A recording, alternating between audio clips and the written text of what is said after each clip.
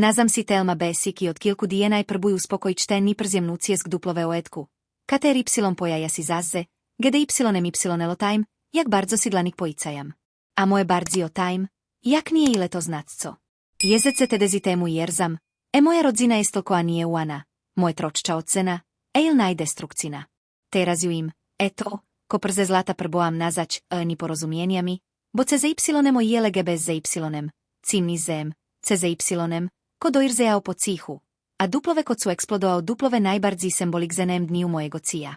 Poinam cezuć dum. Duplove kod su zdobam tu, o kater y marzam od zicka, przečot z prze zlata nauki, beze nosi cigelka, naj jestem starcajca. Oam duplove to es zestko, komijam. Cezas, zdroji, modoć.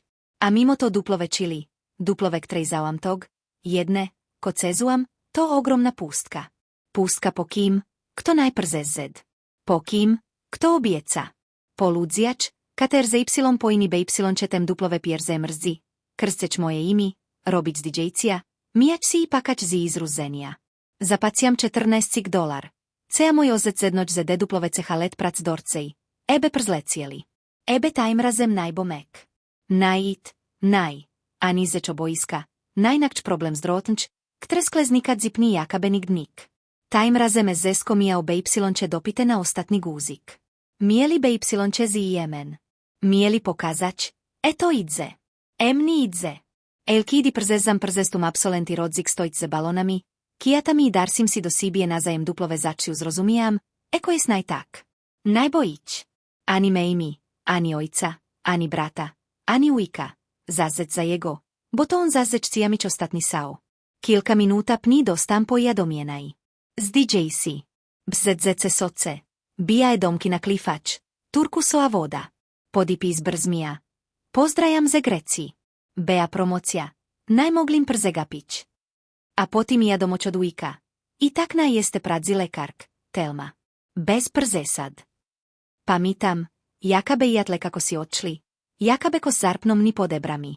Naim, ceze y to be y gni, ceze y smutek, a moje jedno i drugije, kog stego, du zecego, lepko przlegajcego do mnie odzicista. Duplove ze y y patrzli, jak stoj duplove tek idiotzenej todze, sama, duplove erde ludzi, kater ze y mieli podojitoania. A ja bam tolko cijena im vyjasnem dniju. Pamitam, etet zajam gebeoki dečikovim nisi przejamao. Najgatoni, najdramatzeni, bardzi jak nitka, ktra beja na cigana latami, a duplove kocupka bezgoni. Najčcijam krsceč, pakačani robić sini. Čcijam spokoju. Čcijam prad. I przede ezeskim čcijam, ebe poculi očuamek tigo, koja cezuam przescajci. Dlatego samim zdiđej si mojego depelomu. Ze faktura. Kad cen ze te y ceha ce 14 cikele neko rozpisan, pocumoan, zaccon. Zero komentarza. Zero zoci. Tolko ce y efer y, tako bojtne, jak oni bli obec mojego siku. A ter ze y godzim pnijem je telefon zace i broačja kozzala. Mama dzonija reza razem, potim brat, potim vjuček, potim znovu mama, i znovu. Jedenaci nije odebranč podse. Pitnaci. Dadzicija jeden. Elja ju bam gdzinzi. Ju podjam dek zejot. Ju zrobijam ko, cezego najmogli si spodzijač. Najercajam do akademika. Najercajam najdomiskania znajomej, u ktrej ceza sem noceoam podurač. Sam ze ceremoniji, zdjam togi ruzam prosto duplove strom jasta. Cezujce, jaka krakualnijam ni očtroč ze cijarulet, ktre najnaleja domni. Tedna idzijam jezzece, jak dalekom ni to zaproadzi. Ani je to podzetek cezego xego, nibam duplove stejni sobi obrazić. Cezego, ko najzaco si tam tego dnija. Ejlanite duplove kocu przestam udač, tigo naidze. I moje to zabrzmi absurdalni, kidi spoirzam na moje doni. Drce, ejle kakije. Podsuam ko, cezego najcezuam nik cezenai. Najdum. Najsatisfakciot. Najgni. Podsuama olnoć. Očtednaj mijam pojcija, jak sokabzi sena. Nisam se sjećala trenutka kad su je odveli. Sjećam se samo zvuka njezinih štikli koje su strugale po pločicama dok su je vodili prema izlazu. Koraci koji su se sve više pretvarali u jeku, sve dok nisu potpuno nestali. Ostala sam sama. Sjedila sam u onom pretjerano luksuznom restoranu koji mi je uvijek djelovao neprirodno, kao pozornica na kojoj nitko ne zna da glumi. Ljudi su nas gledali, ali nitko se nije pomaknuo, kao da je sve to samo dio nečije skupe zabave, performans kojem nisu razumjeli kontekst. Nisam plakala. Nisam ni mogla. Emocije su mi se nakupile negdje ispod rebara, tvrde i teške poput kamena. Pitala sam se ili ovo trenutak u kojem se sve raspada ili onaj u kojem napokon vidim svijet kakav jest. Bez filtera, bez sestrinih iluzija, bez mojih pokušaja da sve održim u ravnoteži. Ustala sam i otišla bez pozdrava, bez pogleda prema konobarima koji su se pravili da ništa nije vidljivo, iako je na podu još uvijek blještalo razbijeno staklo. Vanjski zrak bio je hladniji nego što sam očekivala. Udahnula sam duboko, ali ni to mi nije pomoglo da raspetljam misli. Tek kada sam sjela u auto, prsti su mi počeli drhtati. Što je točno kupila? Kako nešto što je na oglasu bilo prikazano kao napušteno skladište može biti imovina Ministarstva obrane? I zašto to meni nije rekla? Ne zato što joj nisam bila dovoljno bliska, već zato što nije promišljala. Nerina je bila poput oluje.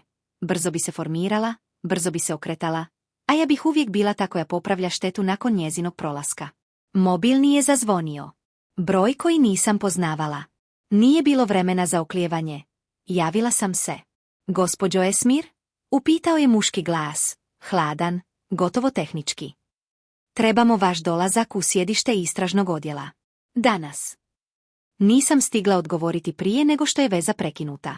Nisam znala nitko su oni točno. Isti ljudi koji su odveli Narinu ili netko drugi? Jesam li ja umiješana u nešto što nisam ni potpisala? U glavi su mi se nizale slike, ali nijedna nije imala smisla. Do sjedišta sam vozila kao u snu. Zgrada je bila golema, s visokim staklenim pločama koje su se kaklile na suncu. Ulazak unutra bio je poput prelaska neke nevidljive granice. Svi su hodali brzo, gotovo automatski, noseći fascikle, tablete, uniforme, sve u preciznoj koordinaciji. Ja sam izgledala kao netko tko je zalutao, što nisam mogla poreći. Dočekala su me 2 službenika i bez objašnjenja povela do sobe za ispitivanje.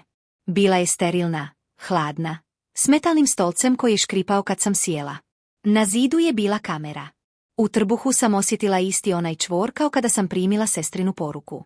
Vrata su se otvorila i unutra je ušao muškarac u tamnoplavoj uniformi. Nije bio jedan od onih koji su odveli Narinu. Bio je stariji, s dugim, strogo ošišanim obrubom kose i pogledom koji je promatrao, ali ne otkrivao ništa. Gospođo Esmir, rekao je, sjedajući nasuprot meni. Ovdje ste jer je vaša sestra sudjelovala u kupoprodaji zaštićenog vladinog resursa. Iako ste odbili komunikaciju s njom, potrebno je utvrditi okolnosti. Nisam sudjelovala, izgovorila sam čim mi se glas vratio. Nisam znala što je radila. Nisam ni znala da je transakcija završena. Promatrao me nekoliko sekundi. Bilo je teško procijeniti vjeruje li mi. Imamo evidenciju njezine komunikacije, rekao je mirno. Imamo i dokaze da je ona smatrala da djeluje u ime obitelji, zastao je. Što uključuje i vas. U meni se probudio bijes. Tiho, ali snažno. Nerina je opet koristila moje ime, moju prisutnost, moj moral kao štit za vlastite impulsivne odluke.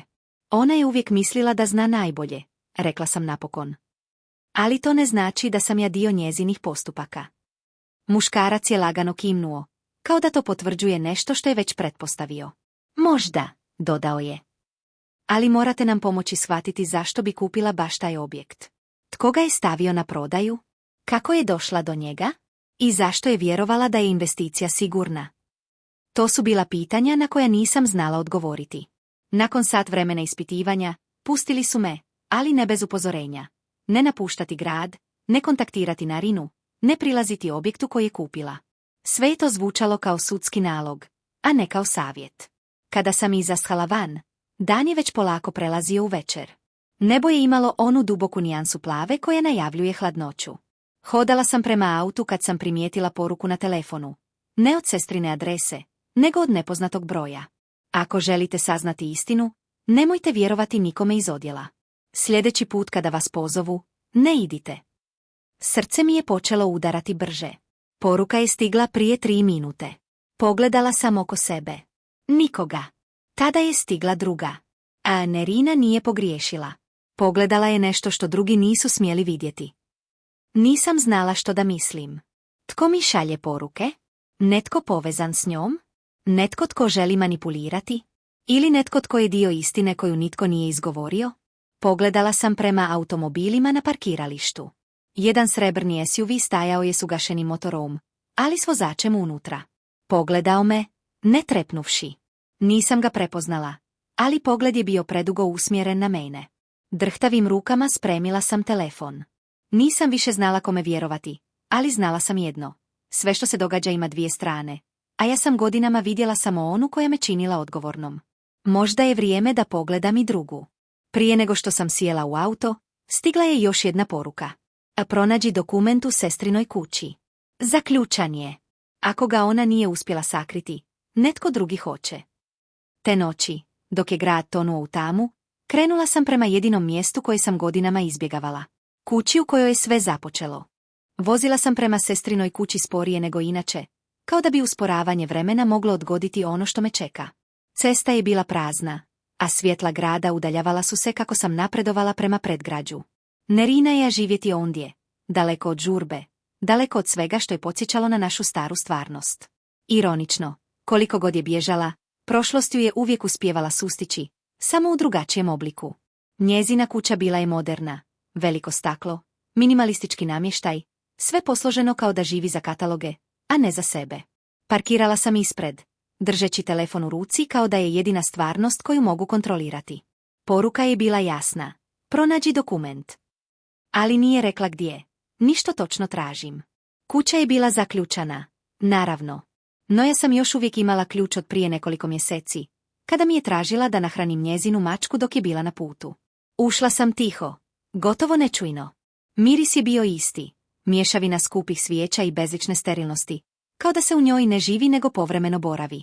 Uključila sam samo jedno svjetlo, u predsoblju.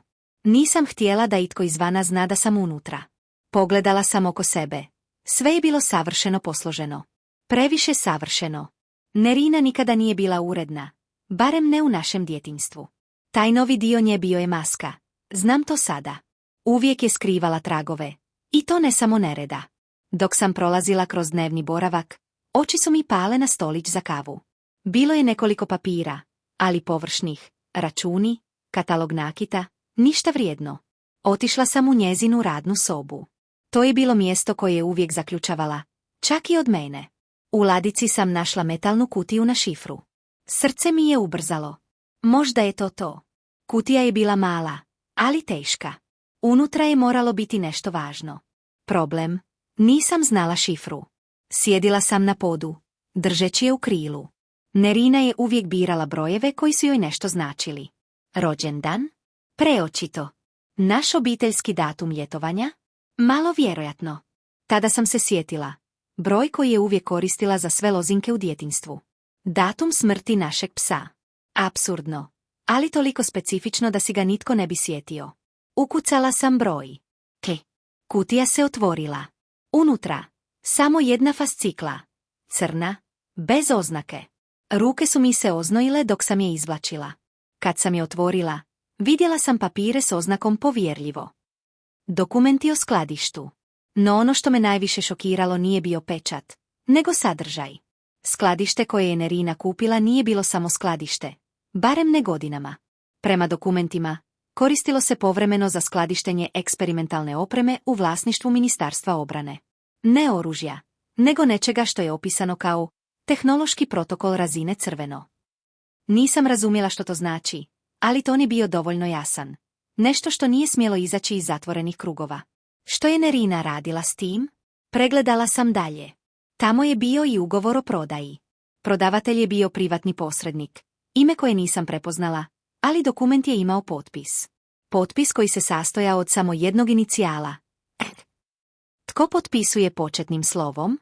Na dnu fascikla bile su dvije fotografije. Neugodne, nejasne. Skladište iznutra, potpuno prazno, ali s jednom stvari na sredini. Metalna kutija nalik kovčegu, s crvenim svjetlom. U dokumentima se ta kutija spominjala kao transportni kontejner prototipne razine. A zatim, druga fotografija. Netko stoji u skladištu, okrenut leđima kameri. Netko visok, s kapuljačom. Na pođini fotografije rukom je napisano: a netko te prati. Osjetila sam hladnoću niz kralježnicu. Nisam znala je li ta bilješka namijenjena meni ili Narini. Nisam ni znala tko je fotografija, ni tko ju je snimio. Zatvorila sam fascikl. Srce mi je tuklo kao da želi probiti rebra.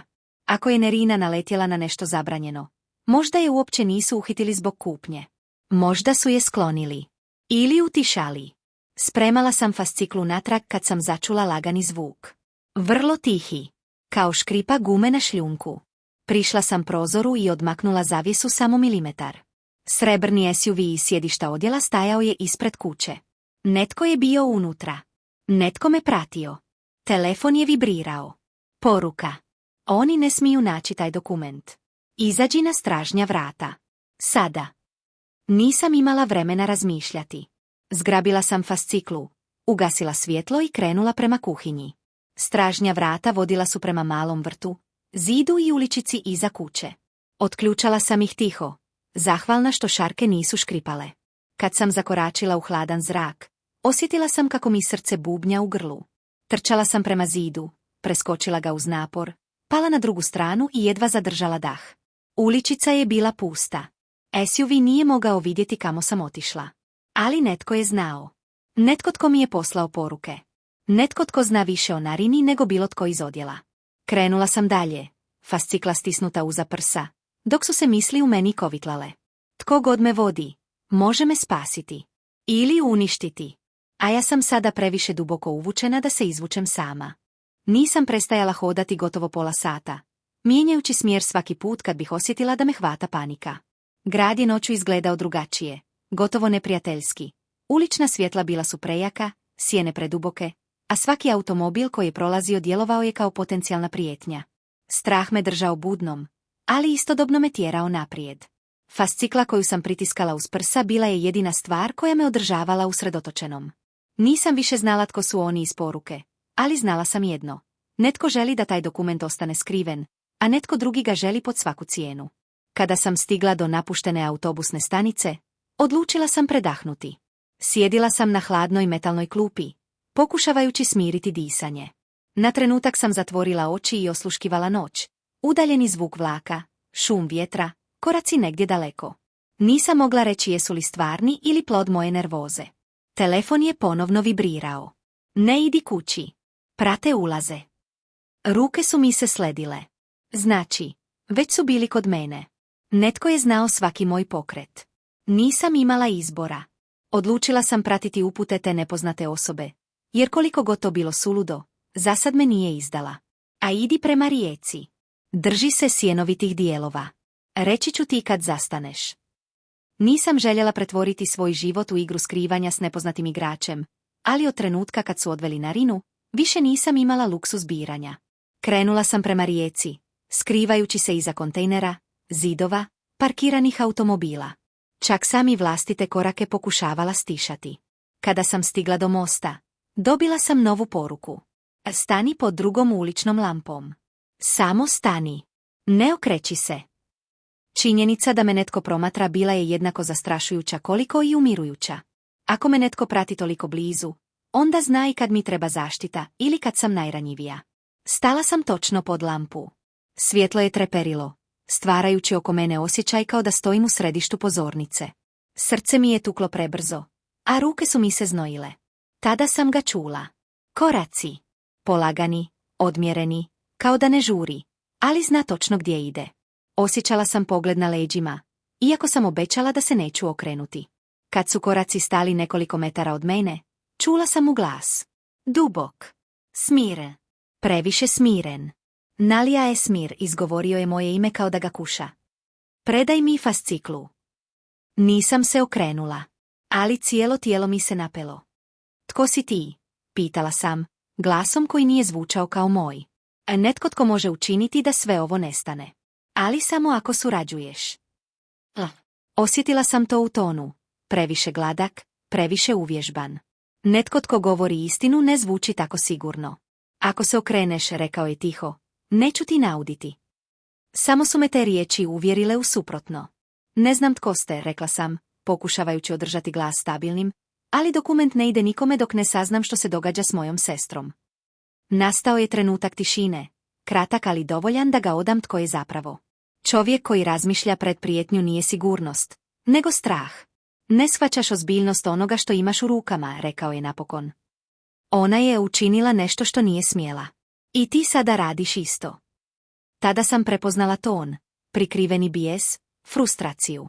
Nije mi prilazio kao zaštitnik, nego kao netko tko pokušava izvući nešto što mu pripada. Ako ne predaš fasciklu, nastavio je, morat ćemo poduzeti mjere. Morat ćemo. Ne morat ću. Znači, nije sam. I tada sam čula drugi zvuk, šljunak koji se pomaknuo pod nečijim nogama, ali s druge strane mosta. Okružena. Nisam imala puno izbora, ali imala sam jedan, trčati. I to sam učinila. Zaletjela sam se naprijed koliko god sam mogla, ignorirajući njegov povik. Čula sam korake iza sebe. Čula sam još jedne koji su prilazili bočno. Trčala sam niz obalu, držeći fasciklu kao da mi je jedina šansa za preživljavanje. Nisam se okretala, ali čula sam ga. Zaustavite je. Tada me obasjalo snažno bijelo svjetlo. Reflektor. Neki automobil, skriven ispod mosta, upalio je farove. Pala sam na koljena, zaslijepljena. Koraci su se približavali. Ali onda, još jedno svjetlo. Drugačije boje. Plavo. Zatim crveno. I sirena. Nije bila policija.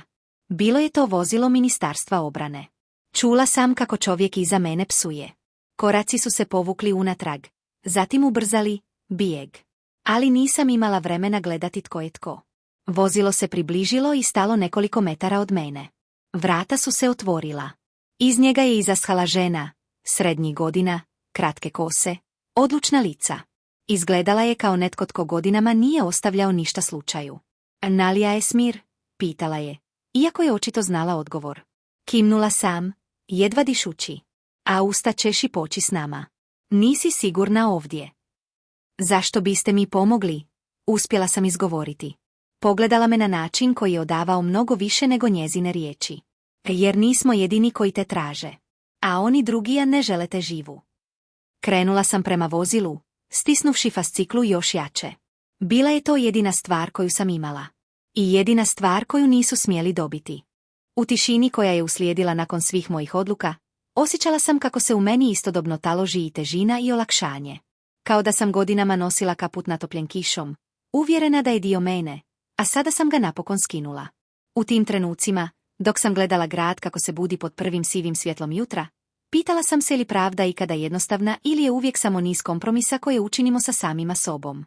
Jer istina, iako oslobađajuća, često zahtjeva žrtve koje u početku nismo spremni priznati. Nakon saslušanja, nakon potpisivanja svih dokumenata, nakon što su mi rekli da sam učinila pravu stvar, u meni je ostala praznina nečega što je godinama bilo potisnuto. Ipak, nisam žalila.